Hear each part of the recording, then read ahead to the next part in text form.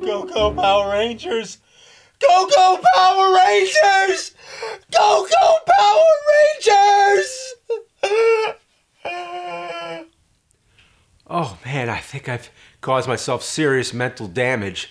This was way too much to ingest all at once. But I'm now familiar with the show. I've skimmed through the first 3 seasons, plus I've seen the first 2 movies. With the first season, I watched the first 30 episodes straight, and after that I realized it would be impossible to finish, plus I wanted to see seasons 2 and 3 to close out the Mighty Morphin era, so I watched the majority of the rest of them in fast speed, stopping only to watch the most important episodes based on what Linkara and the internet in general seem to recommend the most.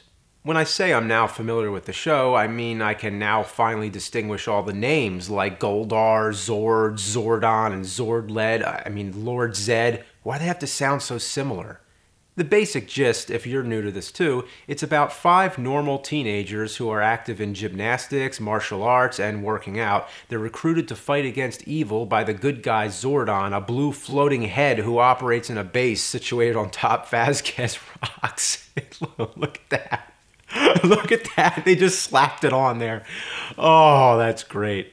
He has an assistant named Alpha 5 who I can't stand. All he says is, ay, ay, ay, ay, ay, ay, ay, ay, ay, ay, ay, ay, and it gets really annoying really fast.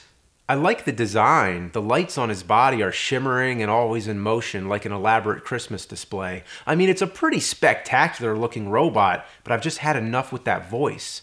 The main villain who prompts Zordon into enlisting the teenagers is an alien witch with a cone bra who's been floating around space in a garbage can for many years. To be exact, 10,000 years, as you'll be reminded at the start of every episode. Her name is Rita. Rita. It's like Monty Python and the Holy Grail. The wizard named Tim. There are some who call me Tim. Of course, her full name is Rita Repulsa, and that's pretty fitting. Anyway, Zordon gives the teenagers power coins, which they redeem at the video arcade to get lots of free games. No, that would be silly. It turns them into color-coded superheroes wearing spandex suits and motorcycle helmets. It gives them the powers of ancient animals like a Saber-Tooth Tiger, Mastodon, and dinosaurs, but they're all robots. The show just started, and we're already talking about robot dinosaurs. What else could possibly happen in 23 seasons? I have no fucking idea.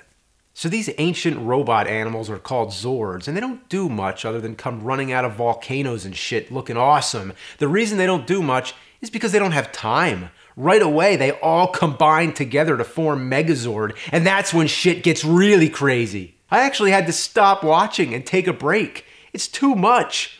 Like, when does watching this sort of thing start to feel normal? I find it really amusing how the Power Rangers can't say anything without punching and doing all this shit in the air. It's like, can't they stand still for 1 second?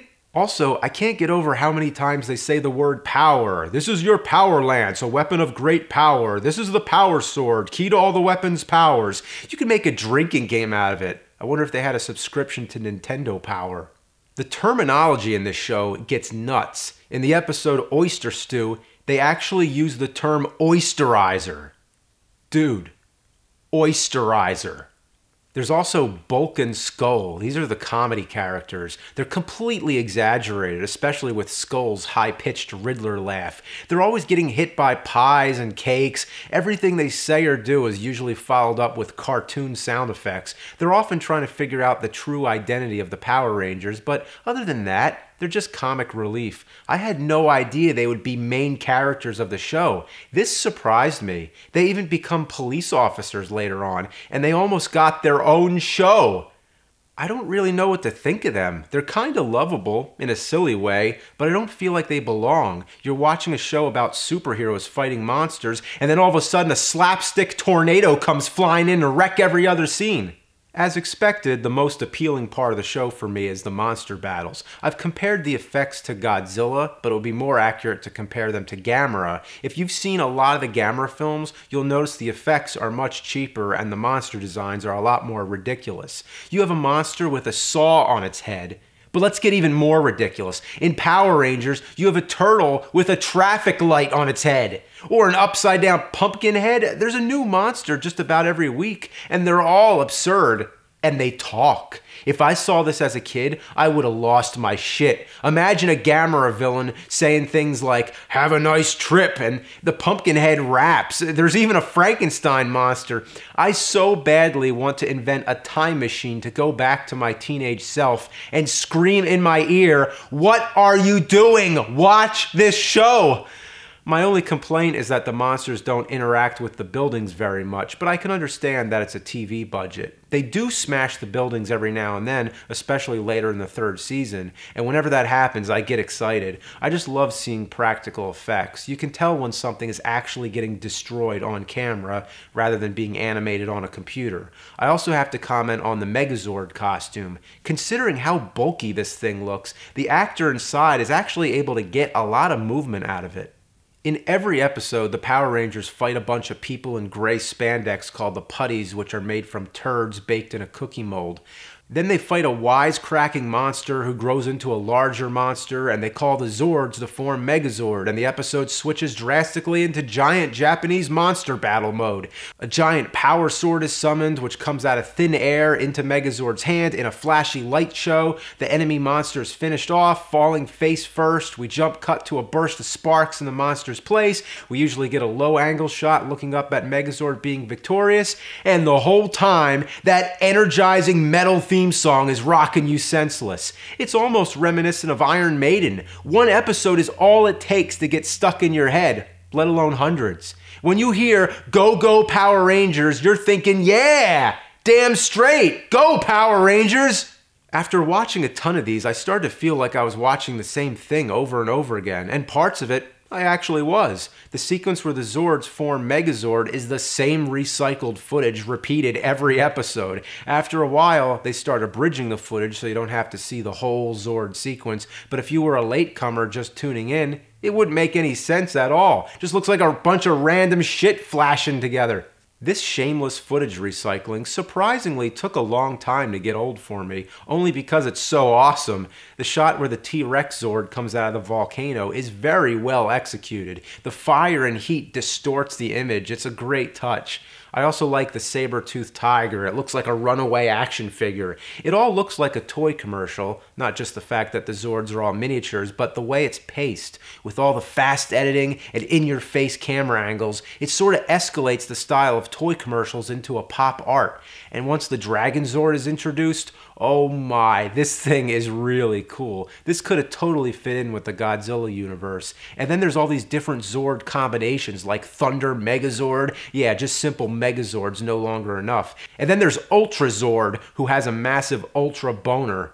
At the start of the second season, Lord Zed becomes the main villain. What do you say about this guy? Just look at him. His brain is exposed, he's got no skin, and he's wearing metal underwear. He walks like he took a dump in them. And look, duct tape. There's totally duct tape on his staff. Later on, Rita comes back and the two of them get married. Did not expect that. Lord Zed was not originally part of Sentai. He was created specifically for Power Rangers. As mentioned, the show partly uses recycled footage from Super Sentai, and it's fun to pick out which footage is recycled and which is original.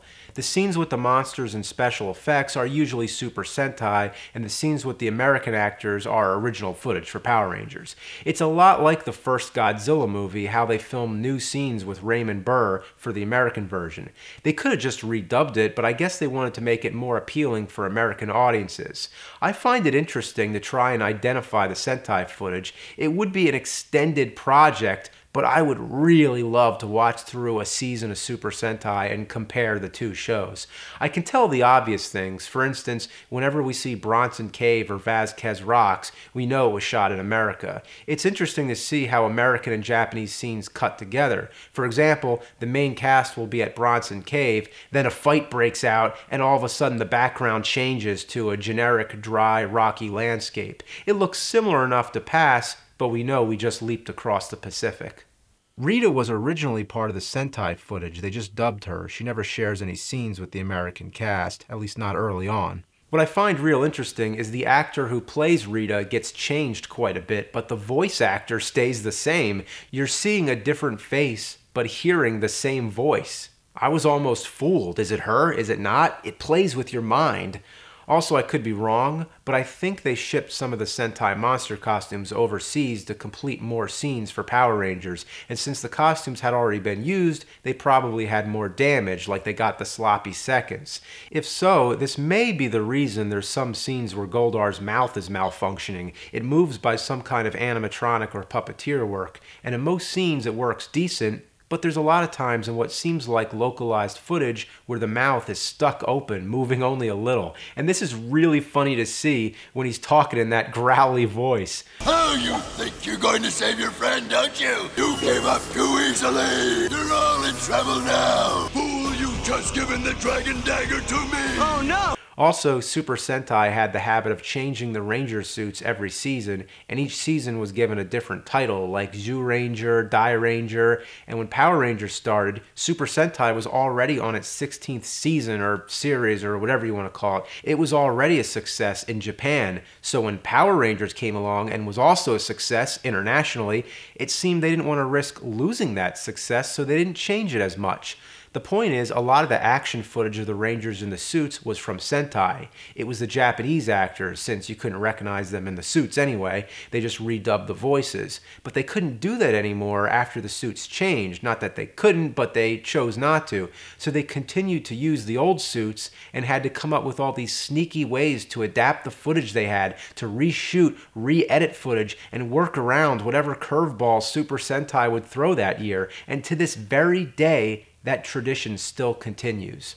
I find that very impressive. Still, there's a lot of things that do change. About halfway into the first season, there's the introduction of a Green Ranger who summons the Dragon Zord by playing the flute with a knife. In the second season, he loses his power and he goes away, but he comes back shortly as the White Ranger, who has this hilarious talking sword.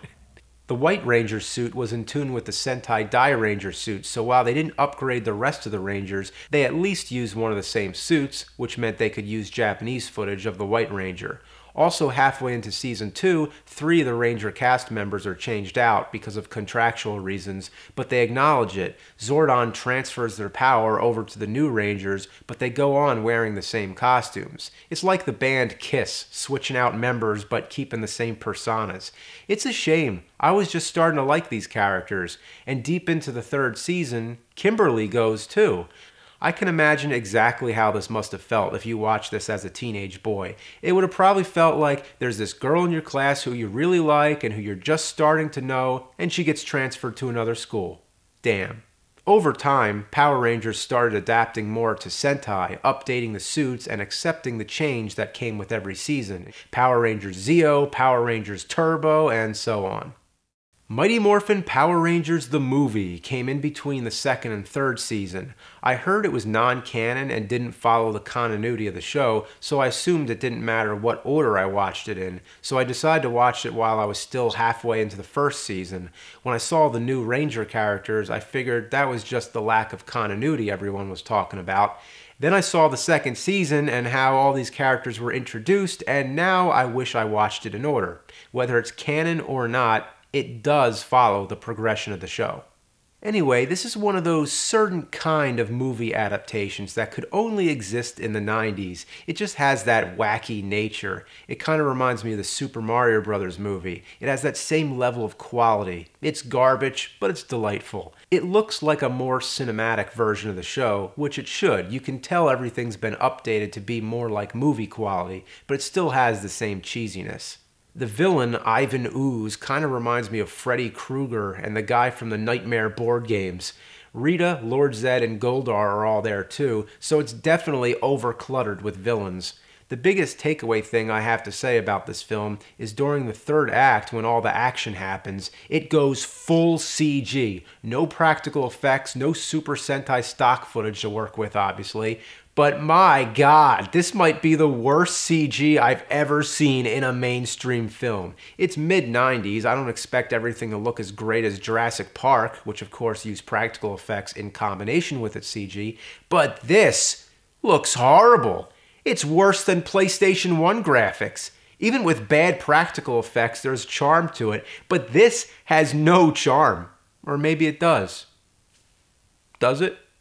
The second film, Turbo, a Power Rangers movie, occurs between the Zeo and Turbo series. Yeah, I skipped ahead, just so I can say I've seen all the movies. The first thing I took note of is that the Rangers don't get into the suits until about 30 minutes in. In the show, things are always happening fast, as if they think you have no patience whatsoever, but this movie does the opposite. It's more like anti-Turbo. There's a young kid who becomes the new Blue Ranger, but when he morphs into the suit, he grows into adult size. If they were going to use an adult for the action scenes, why'd they cast a kid at all? The main villain is Divatox, and look, there's no way around it. Her boobs are showing off in every scene. It's a major distraction. These right here are the real stars of the film. Kimberly and Jason come back, but the whole time they're either captured or turned evil. There's some really weird creature effects. These wizard guys have these big cute eyes. Aw, look at that. They kind of have this innocent expression, but I don't know what to make of it. Like, it's just bizarre. Then there's this villain henchman who always has this freaky grin. Oh God, it's bugging me out. I think they did a great job creating these faces, but they don't move very much. There's not much of a range of expression, just a weird frozen face. The Megazord fight sequence, or should I say Turbo Megazord, is the highlight because the effects are practical. This rectifies the lousy CG from the first movie, and it's upgraded from the TV quality. This looks like what I'd expect. This is the movie version of the Megazord fight sequence. For this reason, I prefer Turbo over the first movie, but neither of them are very good. The new film, Power Rangers, is on the way shortly. I plan on seeing it, and I'm glad I now finally know something about the show. This was one of the reasons I kicked my ass into gear. My general impression from the trailers is that it's trying too much to be like the shitty Transformers movies. I'm so sick of those. But we'll see what happens. I hope it honors the show rather than following with whatever trends are going on nowadays. Of course they have to update it. It should be updated. It should look and feel like a big budget colossal revamp of the show. I just hope it keeps the same spirit, and also I hope it has the theme song. Now that I'm familiar with the franchise, what can I say? How do I wrap this up? Well, it's a lot of fun. Is it for kids? Yes. Is it for cult monster fans? Yes. Is it stupid? Yes. Is it awesome? Yes. It's every contradictory thing I ever thought it would be. It made Japanese monsters popular in America even if we didn't realize it. And for that, I thank Power Rangers from the perspective of a noob, or should I say, a new fan.